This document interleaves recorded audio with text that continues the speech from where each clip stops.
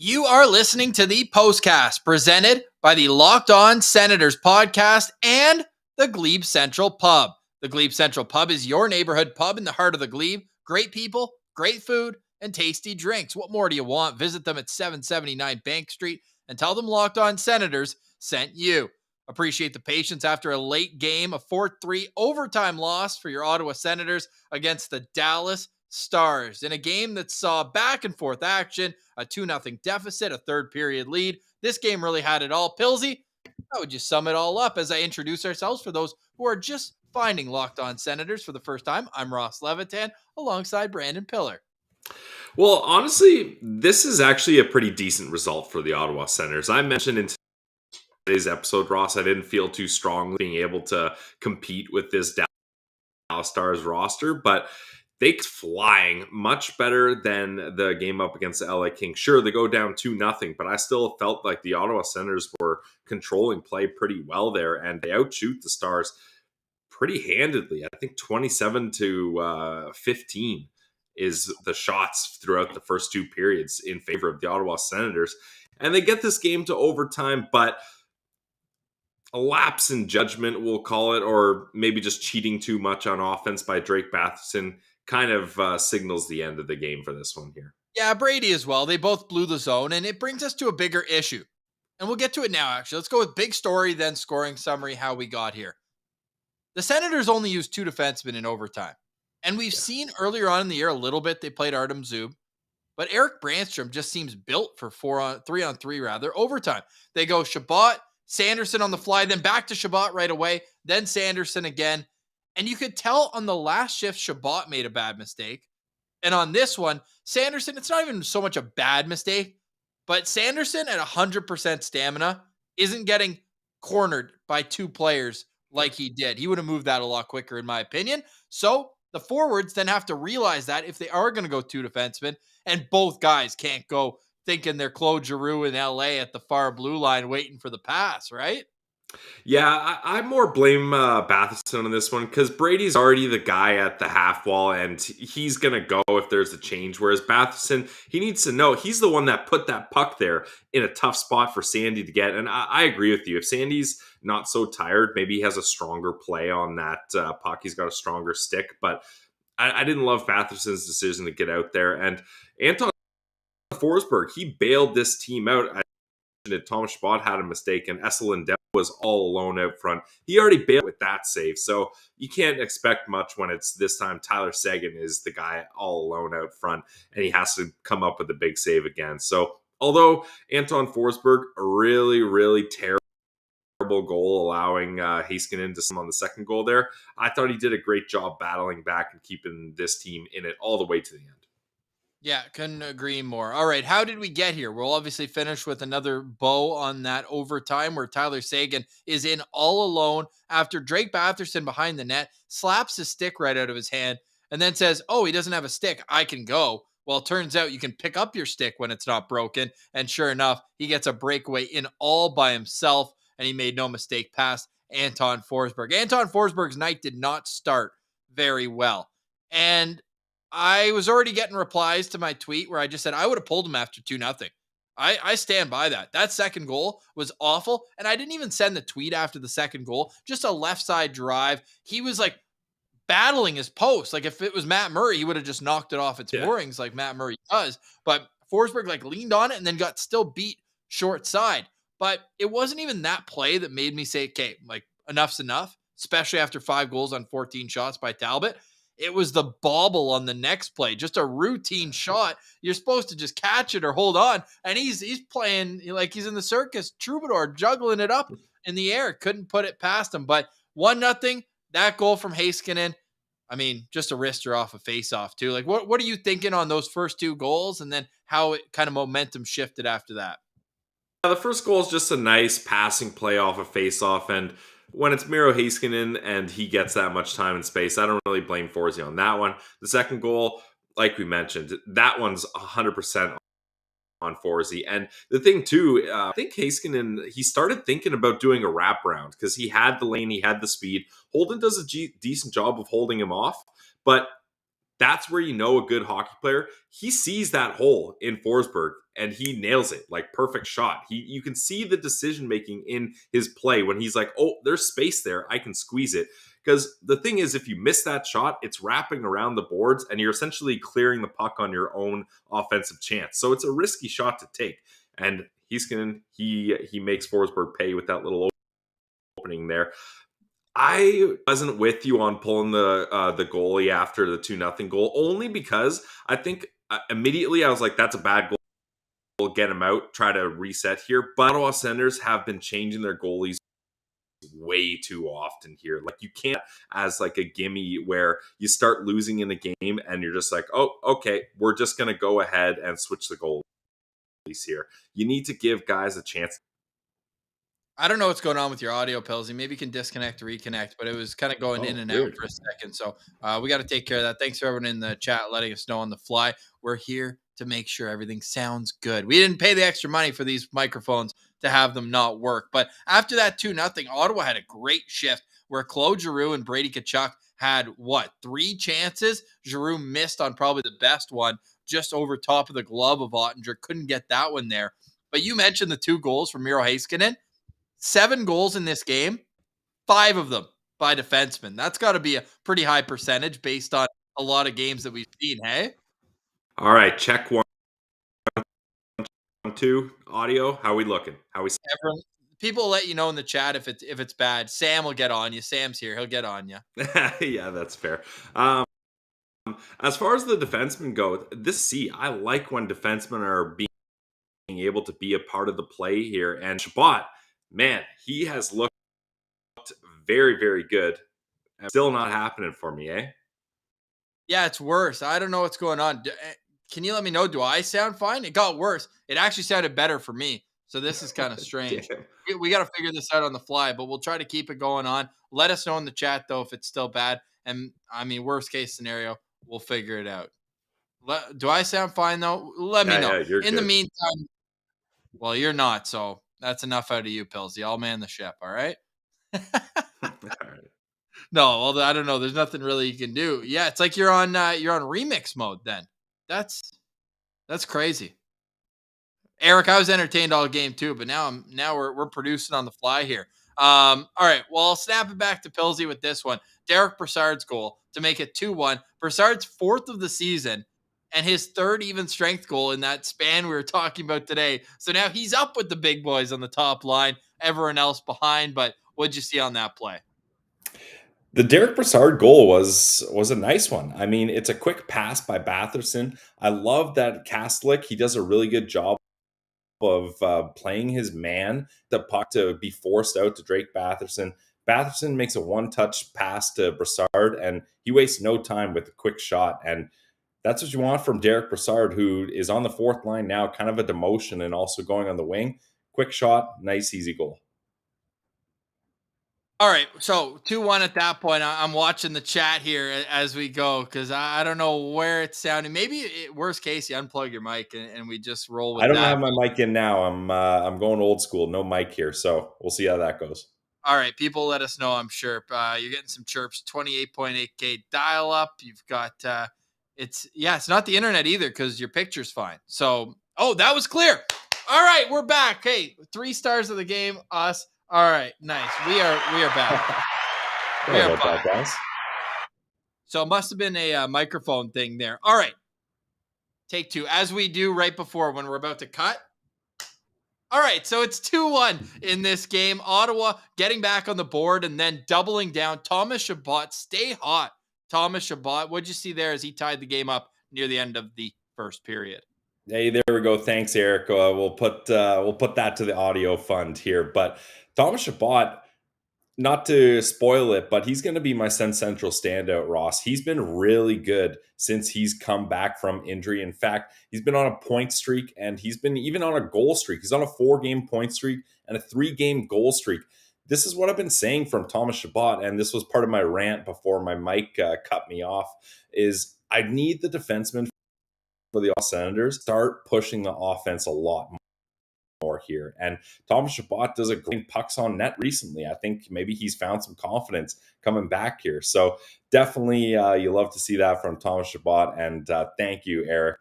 Hopefully we won't need to use too much money on our funding of our mics, as Ross just did a big reinvestment in our audio equipment. So hopefully that's not an issue.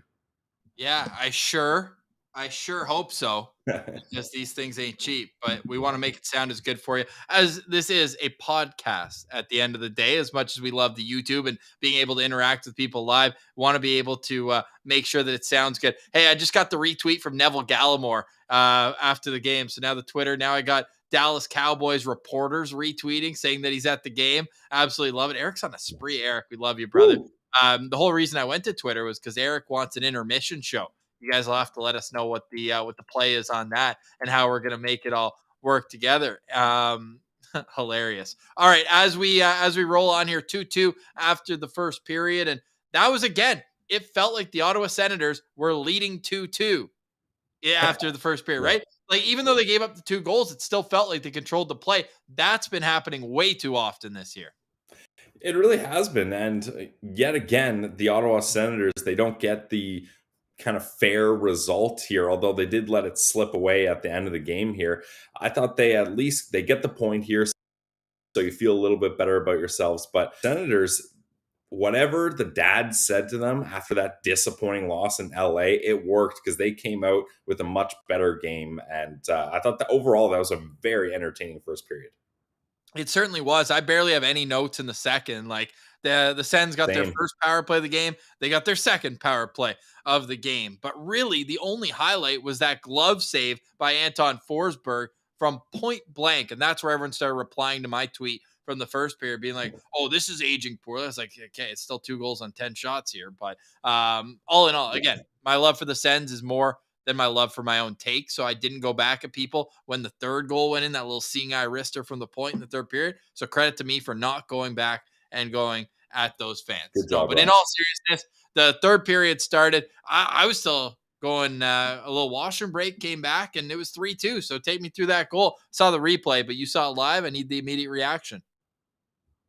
Yeah, so another defenseman chipping in here, Ross, and you love to see that, especially from a guy like Hamonic that usually is not in front of the net. And this play all starts, is allowed to continue by the beautiful stick handling of Tim Stützle. I mean, he's out there dancing, dangling around guys. This makes me want to pull my hair out, but when he does it successfully and he's able to pass a really good play like he does on this one, it ends up working out and to bring the puck on net, and Hamonic is battling out front and he gets a stick on it. So nice play by Travis Hamonic to jump in there and get a stick on the ice.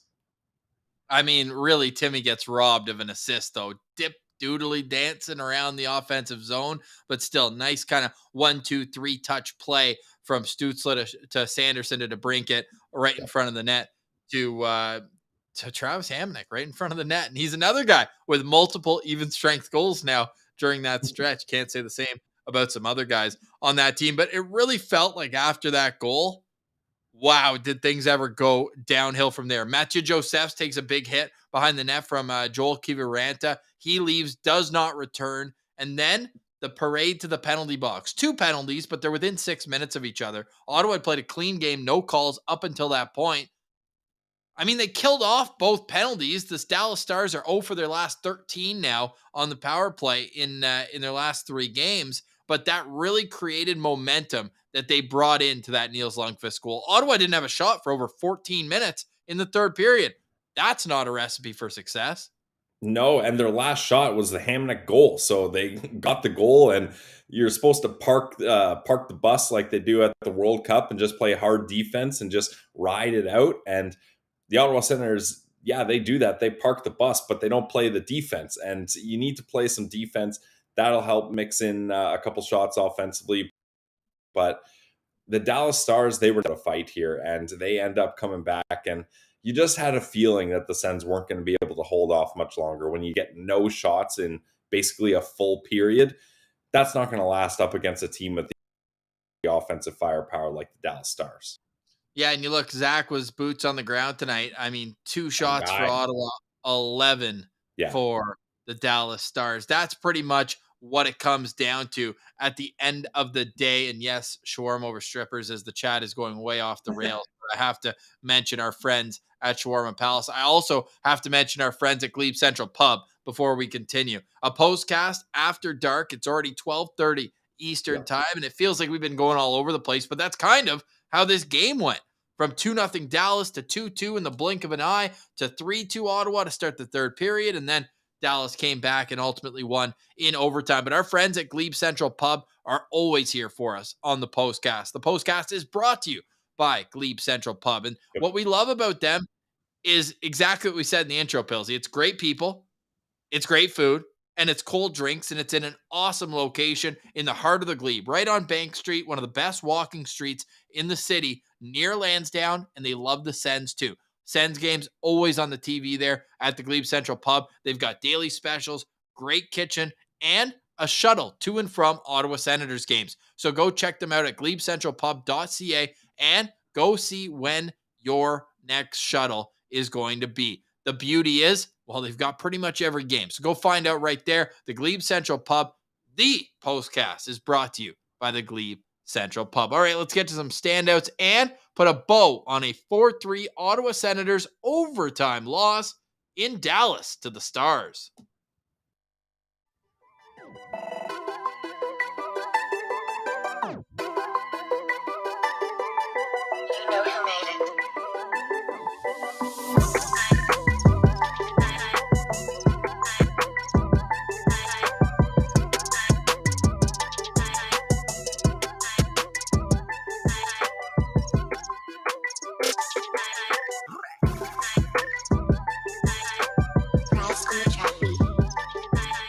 All right, Bills, we let the music run there a little bit, trying to figure out the audio issues. Hopefully, they are over and dealt with now. And if not, we're going to fix it. For tomorrow's Locked On Senators, we know that Locked On Senators is available for you on YouTube and everywhere you get your podcast Monday through Friday. Tomorrow, we're recording at 10 a.m. Eastern, which means you should get a new Locked On Senators around 1 p.m. All right, Pillsy. So, give me your overall impression on this game. I know you mentioned your immediate thoughts, but like now looking at, the fan base reaction, it really seems like it's either we suck or we're the best thing, we're back. I don't know if it's not apathy. I don't know if it's just like I'm exhausted of doing that. But I'm not upset at this loss. Like it's not ideal, but I'm not upset at it.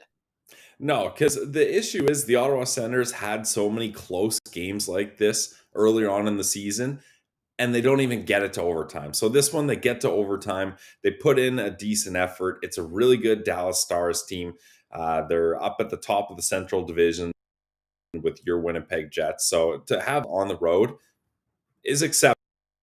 Like it's something you can't get too upset about. Although it is disappointing that with the dad's trip, you come out with 2 L's. Guys, I'm not spinning the tankathon wheel. We're getting that in. We already made the deal. We already made the deal. The tankathon is only coming out when the Ottawa Senators are in 30th, 31st, or 32nd in Top 3 chances. Yeah. Exactly. So with that, we'll look at the box score. No multi-point efforts tonight, but the Ottawa Senators did get some secondary scoring in the form of Derek Brassard, and I'll throw Travis Hamonic in the mix there as well as a secondary, maybe even a tertiary scorer for the Ottawa Senators. Thomas Chabot continues to stay hot. He played 28-27. Again, some of it, though, coming in overtime where only he and Jake Sanderson saw the ice for the Ottawa Senators. Now, on the other side of that is Eric Brandstrom. His ice time has been dwindling over the last number of games in spite of the fact that they haven't really had like a solid defensive outcome over the last while. Where are you at with Brandstrom's game? I know he's always a hot button topic, but only 12 minutes tonight? That seems super low. Yeah, that definitely seems low, but then you got to consider, like we mentioned, Chabot and Sanderson are the only defensemen playing in overtime, so that's going to eat up a bunch of those minutes. I like where Brandstrom is at, and when you consider that he's a young defenseman, he's only making $900,000, and he plays a job on that third pair.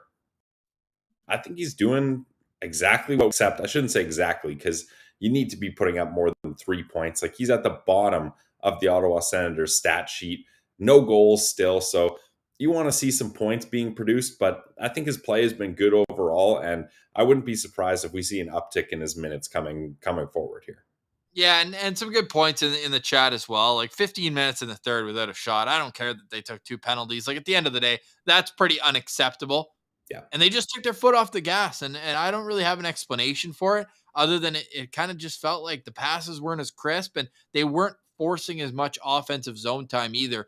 And it's crazy because they give you so much hope and then they kind of take it away at the same time. That's the Ottawa Senators experience. Yeah, and people are mentioning as well, Brandstrom doesn't play on the PK now that Zaitsev back. That was a responsibility True. that he Yep. took on. Speaking of the PK, how about Timmy getting out there on the PK in the third period? Because we mentioned Mathieu Joseph left, so he comes out there, and I thought he looked comfortable, which is more than I think many would have hoped, knowing the kind of skill set that Timmy brings.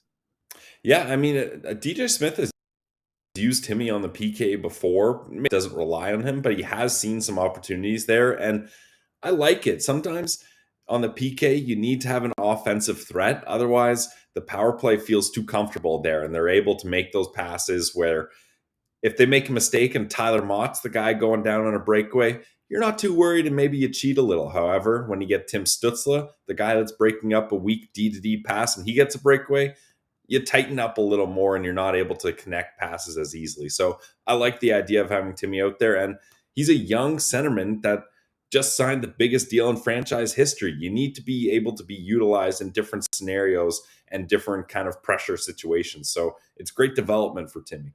We're gonna get to a couple of the questions in the chat, like Graham asking if we're cool with Gambrell coming in for Parker Kelly in this game. But before we get to the standouts, because I'm not going to be allowed to use the dads as a standout twice in a row. I used that in the game on Tuesday. Before we get to our standouts, we got to give some stick taps to Big Walt, Keith Tkachuk. That is an all-time Selly. This photo will live on the Send Central site. And can someone please identify the man with glasses absolutely going wild in the corner there? I need to know whose dad that is. Yeah. Love seeing a picture of Big Walt holding a Bud Light, wearing a Brady Tkachuk Sens jersey, and selling with the boys. With the C. Yeah, that's like, awesome. Look at this. Here, talk about it for a second. I mean, if that's any indication of what Brady Tkachuk's going to be like in the future, that works for me. Look at this. 25 years apart.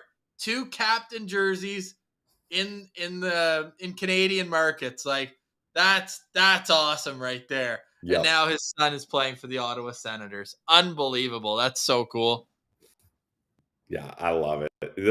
That's the thing. The dad's trip is fun in and of itself, but when you get dads that are legendary hockey players to boot, it's a great feeling. It's awesome because Walt misses being around hockey and being around the boys. I know he works for the Blues, but he doesn't get to kind of selly and be a part of this camaraderie like he does with the other dads here. And I feel like he's often like a pullover or like a zip up sweater. I don't feel like he's a jersey guy when he goes to watch his kids. So for him to get into it, like, this is going to live on. Definitely. Yeah. Love it. And like Zachary says, let's hope Brady is a Senator for life, because my God, the vibes are immaculate.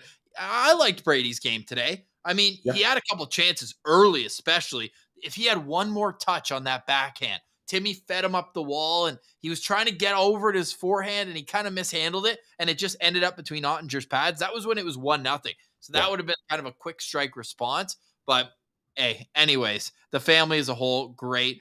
Brady, did he hit it? Of course, he got over 3.5 shots. He got 4 in this one. 4 shots, 3 hits, played almost 21 minutes in this game. Who is your first Send Central standout? Well, I talked about it earlier, so I'm going to stick with it. Tom Chabot is my first Send Central standout. I mean, he's playing big minutes yet again. Ever since he's come back from that concussion injury, he's been on fire. The only game he doesn't have a point in was that 3-1 loss to the New York Rangers. Other than that, not only has he been getting points consistently, but he's scoring goals. So Tom Chabot is my Send Central standout for tonight's game. I love it. And I love what I'm seeing from him in his own zone as well. A lot better, which Yeah. ironically without Artem Zub as well. Are you guys ready for the record? I've got it updating here with and without Artem Zub in the lineup. And if I'm Dan Milstein, I'm showing, which is Yeah. Artem Zub's agent. With Zub this year, the Ottawa Senators are 7-7-0. Without him, 3-7-2. That's 3 wins in 12 games without Artem Zub in the lineup. Yeah, and I mean they're getting better without him, but that first stretch where he got injured, it was so obvious how badly they needed him. Zach wants me to pull back up that Keith Kachuk. He thinks that's Derek Brassard's dad Okay. in the frame. It's definitely, and by the way, I mean, you can tell because Eric Brandstrom's a handsome kid too, but you can see he comes by it honestly. That's Brandy's dad, bottom right or bottom left for people watching in this Yeah. photo. But yeah, can we figure out, is that Derek Brassard's dad there who's just fired up? I guess this is after the Hamonic goal. I was gonna say maybe it's after the Brassard goal, but no, it's what do we got here? Oh, Zach, I can't click links, but I'll buy it if people are thinking that it's Brassard's dad. All right, you got Thomas Chabot, and man, Yeah. Chabot's we talked about his numbers since coming back from injury. The ice time is absolutely insane. He's now on a 4-game point streak. He's got 6 points in those 4 games, couple multi-point nights in there as well. He's up to 15 points on the year in 21 games. Yes, he is averaging over 26 minutes, which is the 3rd highest in a single season Hmm. so far in his career, as we know that, as we know, which is never ending for Thomas Chabot with playing a ton of ice time. All right, Sen Central standout for me, presented by the Glebe Central Pub. I'm going to go with Travis Hamonic. And I feel like I've Okay. been a little more hard on him more recently. Obviously, he gets the goal that stands out, but it's kind of funny. He's always shooting pucks around the net, but tonight I thought he did it with a little more purpose. Like a lot of his shots typically just like fire away and it's turnover gone. But I thought that he actually created a little momentum on it. He led all Sens defensemen not named Jake Sanderson in shot blocks. He had 3, tied with Thomas Chabot. 4 shots, as I mentioned, but just overall a nice workmanlike game from Travis Hamonic. So I'll give him a little standout. But I do kind of feel like it's more so that there weren't too many people that stood out in this one. I thought it was an okay overall team effort, but I didn't think there were a whole lot of guys that deserved to be like lauded on the post game show. Yeah, that's fair. And my only kind of honorable mention, or if we were going around again, I, I would actually give a nod to Anton Forsberg because battling back after a bad goal like that is tough to do. Ross, he made 3 or 4 massive saves. Like we talk about that one on Lindell, sorry, in overtime. That's huge all alone. Pavelski had a 2-on-1 with Robertson. The pass gets over. Pavelski gets the shot off. Nice save by Forsey. And Gurianov slipped in all alone. He basically had a partial breakaway, and Forsberg makes a nice glove save. Like there's lots of opportunities where Dallas could have put this game away, but Forsberg kept the team in it. So I think, yes, it's not really acceptable to allow goals like that second one as an NHL goalie, but mistakes happen. How are you going to bounce back? Are you going to let it crumble you and then you're just done and this team needs to change goalies every time there's a bad goal? Or can he show some resilience? And I thought he did that in this game. I like that. Now, Anton Forsberg's game kind of mimicked the Senators' game, right? Like there were some sloppy moments where they looked awful, but then there were some really good moments where you're like, wow, this team's amazing. So it's just a matter of trying to find a balance. And I think that they're working to do it, but it doesn't make it any less frustrating. Like we get it. People in the chat that are really frustrated. I get it. I feel like we kind of used all of our frustration during that 7-game losing streak and then the subsequent kind of win one, okay, lose one. I'm looking at a little bit of a bigger picture right here where now all of a sudden, yeah, 4-2-1 in a vacuum is pretty decent, but you can even go further back now, 6-6-2 in their last 14 games. And it's not great. Like it's not perfect. It's not a playoff team. But I think if that 500 record is what they had shown all season long, we would be looking at the positives of it. We would be looking at the growth of certain players. Timmy, another point tonight, still over a point per game. Alex DeBrincat cannot score to save his life, but he's still doing some good things. He's still getting primary assists. So I think it's really kind of concerning when you look at it because you're bringing in all the disappointment of the losing streak. But all in all, like the way this team's playing in this segment of the season, I actually don't mind at all. Yeah, and that's the thing. If you got more games to overtime in that stretch and you're getting the 1 point and you're kind of maintaining where you are in the standings, then things aren't as bad. But when you get a 7 game losing streak, like to bounce back and battle back and to get back into meaningful hockey games is no small task. And I agree with you. The 500 hockey is nice. It's kind of where they should be. But if they're going to have any sort of chance at playing in meaningful games, they're going to have to pull big stretches of wins and a bunch of them together. Yeah, they will, and I think I'm almost like not even gonna have that conversation of like, can they win 10 of their next 11? Like Yeah. at this point in the season, we're looking at individual players taking the right steps that you want to see going forward. However, let's end on this note, and we'll pick it up more when we have some time to go through the numbers and everything. But that final play, I know it's a microcosm of the entire season and whatnot, but Drake Batherson was lauded as a defensive minded forward with offensive upside. He has been so bad defensively this season. I'm having trouble like remembering when we used to talk about him being kind of like a Costco Mark Stone, where he'd pick guys' pockets, he'd be solid defensively, he'd make a quick pass. Like that version of him is gone. Now he thinks he's Timmy. He's trying to stick handle everyone.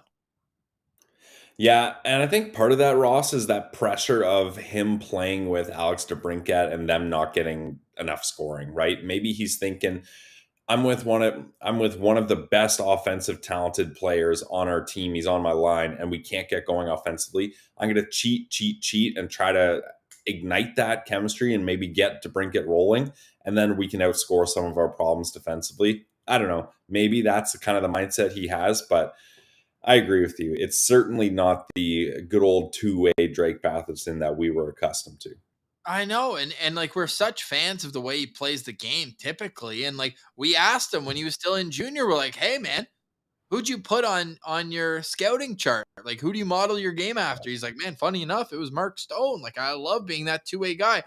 I know plus minus isn't everything, but his is so far below everyone else's. At some point, you got to look and look at the outliers and why are they where they're at? Yeah, and it's just basically I'm chalking it up to focusing too much on the offense and not outscoring your defensive woes here. That's what it seems like to me. Yeah, it certainly is. And you can tell, and it's that old saying, like, what comes first? Creating the confidence for yourself or getting lucky and having Yeah. that kind of boost you up. And he's in a stretch where he's I I love this. We got to give Eric credit. Eric's been too good to us with a couple donations. There's no pressure to do that, but we appreciate it. We say he's been playing like Mark Stone. He goes, he's been playing like a stone to Marcus. That's good. We used to Yeah. tweet when Stone was still on the team. Let's get stoned whenever he did something fun. So Yeah. yeah, I don't know. We're not gonna look at the off ice. Like we don't know. And hopefully we find out a resolution for the victim's sake in the 2018 scandal. But I don't want to speculate on any reason other than on the ice about why he could be struggling right now. Of course, if and when facts come out, then we'll get into that. But right now, I think that there's a lot to show. Like he even tried the drop pass today, and Yeah. we're like, we saw that so much the last few games. I would move him somewhere in the lineup. Now, I know that their depth is being tested right now, and we're both on record saying get Igor up, get somebody who Yep. can at least bring some offense and who's not going to come and play a fourth line role. But Drake, I just feel like he needs whether it's like, hey, go on the third line. You know what? If I'm DJ Smith, maybe I say, hey, Drake, you're on the penalty kill. Forget Timmy. You go out there. Be a defensive minded forward. That's what you were when you were coming up through the ranks. I just don't get why that's not there. Speaking of the fourth line, though, Pilsy, let's get to that question by Graham earlier on. Were you comfortable with Parker Kelly being the odd man out tonight? Yeah, he was the guy we kind of suspected would take a back seat here. And I don't think it needs to be anything serious, just kind of the fact that Parker Kelly's not a guy you should be inserting into your lineup for all 82 games this year. I think you need to plug and play him a little bit more. And look, they bring in Gambrell, and I'm not going to say he made a big difference. I hardly even noticed him, but you switch out Brassard on that line, and he ends up getting a goal with Mark Kaslick involved there as well. So I think it worked out here. Yeah, 100%. I agree. And it was time for him to come out of lineup. If for no other reason, then for guys like Parker Kelly, and I mean, Kaslick's been in this position, and I feel like Austin Watson might need to be in that as well, where it's like, don't get comfortable on the fourth line. That should be the most in rotation when you're struggling because it's easy. Pluck guys out. Austin Watson knows he's in the lineup every single night. It kind of takes a little bit of a edge off. And yeah, people are mentioning in the chat, like, Watson should be next here. I just think that fourth line, there's so much potential in DJ Smith's style of chip and chase. Like, that's where a fourth line should benefit the most, but they just get no possession. They can't, like, they chase, but then when they get it, it's hot potato on their stick. I don't get it. Yeah, it's been tough for that fourth line, that's for sure. But, sometimes you just need a quick change just to send a message. Like you said, don't get too comfy down there. Yeah, well, I mean, that's what Eric's saying as well. Like, light the fire. Be like, hey, you're on the fourth line in the NHL. You're not Brady Tkachuk. You're not a guy who's going to play 20 minutes a night. So earn the time you're going to get. And yeah, Watson is one of DJ's toys. It's just, oh man. Yeah, Casty 2 for 12 in the dot, Pillsy. You're our resident face-off guy. Who did well and who needs improvement based on what you saw in tonight's game. And as you get there, I'll remind everyone that the Glebe Central Pub is what makes the Postcast tick. We appreciate the Glebe Central Pub, and we are hoping, no official announcement because I've already been getting in trouble with Pillsy because Claire had to bail. Claire's covering the Toronto Maple Leafs last minute. Mark Masters had to pull out. So we're going to save Claire for when she's back on the Senators beat. So we'll get her on later on. So no promises, but we will say the Glebe Central Pub, we're hoping to do a live show there in February during Chris Neal retirement, like that weekend area. Okay. You got face-off numbers? Yeah, so this is one game where the Ottawa Senators have been winning the face-off battles. They lose 53-47, so not too crazy, but they do lose. And yeah, Mark Kaslick, not a great night as he's 21% in the dot. And Ross, 2 of the 4 Dallas Stars goals were directly a result of them winning a face-off in the O-zone and getting a quick shot off after. So this is when you guys hear me yammering on about face-offs in my key to victory. It's things like this. If you can win those face-offs and have kind of set plays and defensemen get activated in this offense, that's a great way to create scoring chances. And the Dallas Stars proved that tonight. Yeah. 100%. I mean, so did the Ottawa Senators, if for that sake. Yeah. No, fair enough. It just makes me mad. After that 3-2 goal, I was like, you know what? Senators are actually like a pretty decent team when they're leading into the third period. Like, that's not leading into the third period, but it's the next best thing. They score there. They're 6-1 when leading going into the third period. They're actually they're 4-2 heading into tonight when they're tied heading into the third period. It's just when they trail, they're 0-11-1, which is just a story for another day. But really frustrating result, and I get it. I'm curious what's next. We know Nashville's next afternoon game on a Saturday, but what's next in terms of the roster construction, any sort of movement? I get the big moves. You're going to wait until a potential sale. And Bruce Garriock, how about doing boots on the ground tonight? Hilarious. That was awesome. Yeah. Getting into, yes, Kevin, we want you at the live show at the Glebe Central Pub. But when we're looking, sorry, what was I getting onto there? I got caught up with the Glebe Central Pub. Bruce talking about the sale and maybe how that's stalling a big move. $2 billion, by the way. Of course, that comes with like the land of LeBreton. But yeah, I think people got a little confused by that. That's not going to be the sale price of the Sens. Bruce is talking more big picture of what goes on for a sale of the Ottawa Senators and beyond. Yeah, but that's just the type of deal that they're talking about right now. Like that's a big money deal for the Ottawa Senators. Agreed. And would therefore make, what's his name? Michael Andlauer poor. Like everyone was replying to my tweet. 1.2 billion. This guy's poor. You got anybody else? We need That's some more it. But people, and we mentioned, because we were just looking off the replies, people mentioning like, hey, that's what Melnick's net worth was. Except Melnick's biggest asset was the Ottawa Senators. This guy's net worth is 2.1 or 1.2 billion without the Ottawa Senators. So super interesting there as well. Graham mentioning we haven't talked about Nikita Zaitsev, just an average game from, which for him is very good. So not a problem at all. I think like it's going to be a lot harder in this game than games past to like pick a guy who needs to be better outside. I think 19 is probably the whipping boy after tonight's game, and I'd rather he not be, because again, the points are still there, but his defensive game is so bad. So it's like, how do you maybe pull back a little bit from the offensive numbers, but be better and allow less in their own zone? I wonder if like Norris is really that good defensively, and he props up whoever he plays with. I mean, there's definitely a case to be made there. Norris is a decent two-way centerman, in my opinion. Yeah, interesting. All right, final thoughts in this game, because I feel like we got to regroup quick, right? Saturday afternoon, less than 48 hours away, against a struggling Predators team as a whole this season. We're going to see some Sens abroad. No Mark Borowiecki, still recovering from that brutal injury he took early in the season. Matt Duchene's having a great year, though. And you know what? I only have to say this because he's on my fantasy team, and like I'm noticing it more and more. I picked him up as a free agent.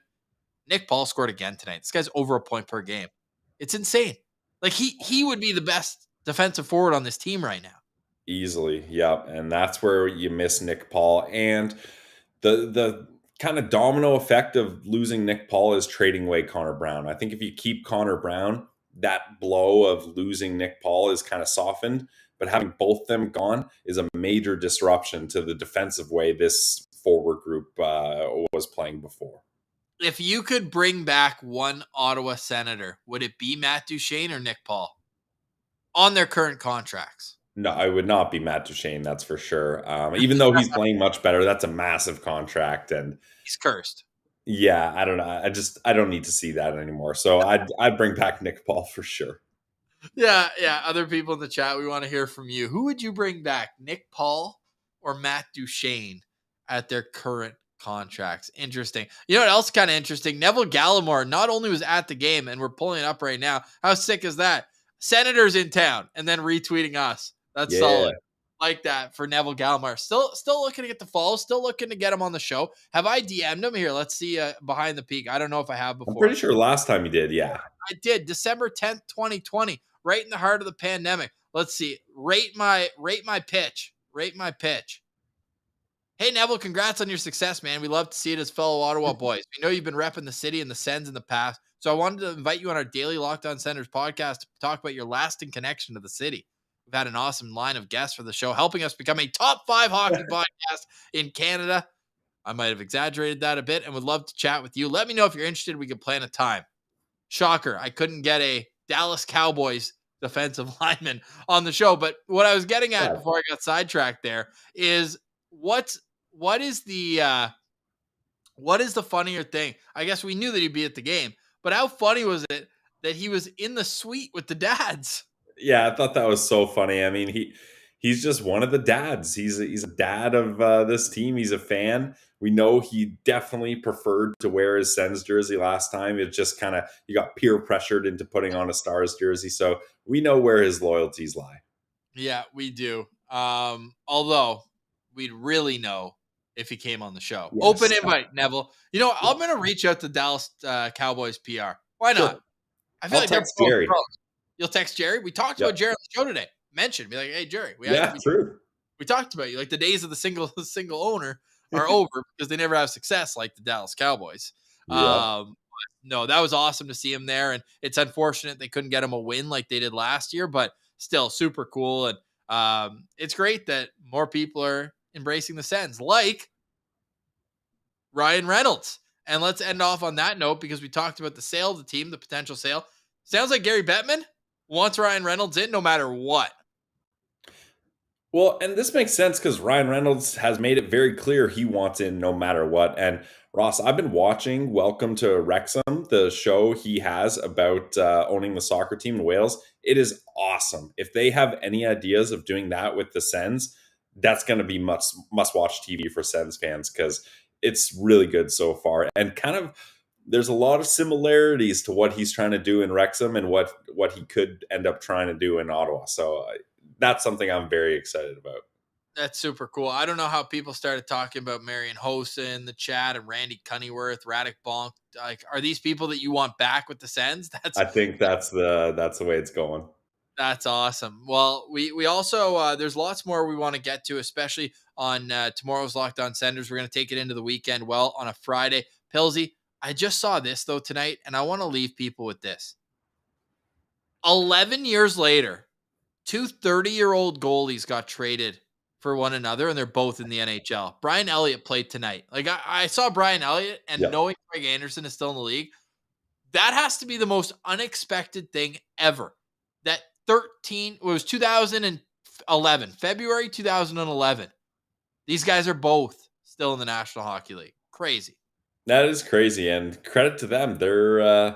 They've been able to kind of shift and adapt. Like they both went through so much. Elliott went from being a starter to then being part of one of the best tandems in St. Louis for a long time. I think him and Halak won the William Jennings Trophy like 2-3 years in a row.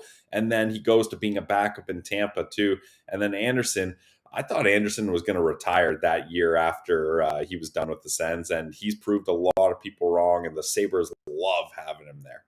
How about Ryan saying, put Damian Rhodes in between the pipes against Nashville? Why not? Give it a shot. All right. Let's save some more for tomorrow on Locked On Senators. We're going to have a preview of the entire weekend. And by the way, Ottawa, go watch some great hockey at TD Place this weekend. The PWHA, did I get that right? Or is the PHWA? The Professional Women's League. They've got the Dream Gap Tour where they all come. They put on like a traveling show. It's almost like the Premier Lacrosse League where they all come to one place and they play a game. It's going to be awesome hockey this weekend. Jamie Lee Rattray, I grew up playing against. She played boys AA growing up, and she lit it up. No surprise that she's a gold medalist in the women's Olympic realm, and super cool to see her success. And I hope Ottawa goes out and supports. I saw our boy Kevin. He's definitely still in the chat. I saw Kevin got to meet Jamie Lee today at a signing. So Get out there, support hockey, support women's hockey, and it's going to be a great show down at TD Place. And then the Ottawa Senators on Saturday in Nashville. You got to get one win on the dad's trip, right? Especially if you're going to pick a spot to do it in Ottawa, Dallas, make it Nashville. Then go out. What's that? Afternoon game, green light. Big time. What's that big bar there? Tootsie's? Tootsie's, yeah. We need Bruce Garriock boots on the ground and Tootsie's photo.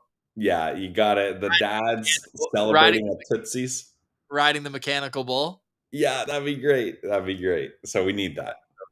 All right. We appreciate everyone for jumping in the postcast. It's now 1:00 in the morning and everyone's still riding. We appreciate you very, very much. We'll do it again tomorrow. Again, Locked On Senators will be out around 1 p.m. just to put it conservatively, maybe a little bit before. But if you're subscribed, you get that bell. You'll be able to know exactly when new videos drop. Let's get some Go Sens go in the chat because we've had a lot of debilitating losses throughout this season. This wasn't one of them. That second call, the Brady Tkachuk penalty call, we haven't even brought up yet. Like he's trying to go around his guy. Like I would get if he reached this way to kind of reach around his head, but he was like pushing him out of the way. It's not his fault. He's 6'5" and the guy's 5'11". It's not his fault. It's not his fault. I'll get your opinion on that on tomorrow's Locked On Senators. But for today, we say goodbye. We appreciate everyone for being in the postcast and making us your first listen each and every day. For Brandon Piller, I'm Ross Levitan, and this has been the Postcast presented by the Glebe Central Pub and the Locked On Senators podcast, where we've got your team every day.